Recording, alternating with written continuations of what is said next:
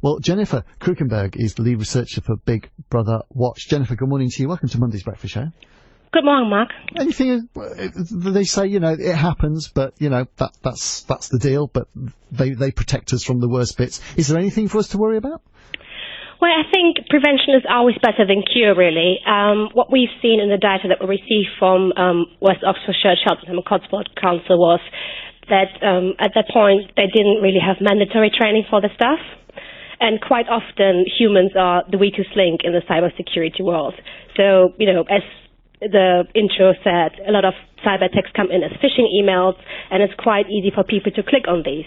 So having a good knowledge of what a cyber attack is, how it looks like, and what you can do to prevent it is really important for any employee who sits at a computer. People might take that point, but this is a quote from them. To date, we've had no cyber incidents or breaches resulting in information or data loss. In preparation for cybersecurity incident, we follow the prevent, detect and recover multi-layer strategy. So in a sense, they're saying this is life, but anyone listening, it hasn't attacked any of our personal information. Yet, that's right. And luckily, nobody has done that yet. As rightfully said in the intro as well, these things develop very, very quickly as technology itself develop quickly. So staying on top of it is very, very difficult, and starting by not only seeing it as a problem of systems that filter these emails, but also having a good understanding for just anybody who's an employee at the council is very important as well. Okay, so all right, you think they need more training, fine. We haven't lost any of our personal data, so you said the word yet. My final question then, okay, let's say that yet then becomes a reality.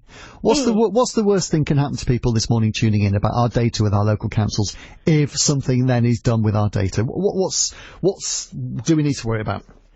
Well, if you think about what kind of data or information about you the council holds, so most of the time it's your name, your address, but also your bank details. So for scammers, it's of course very interesting if they want to get to your money, for example.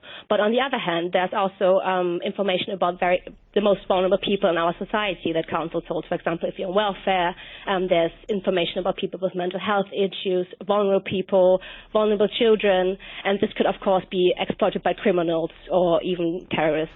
Jennifer, thank you for the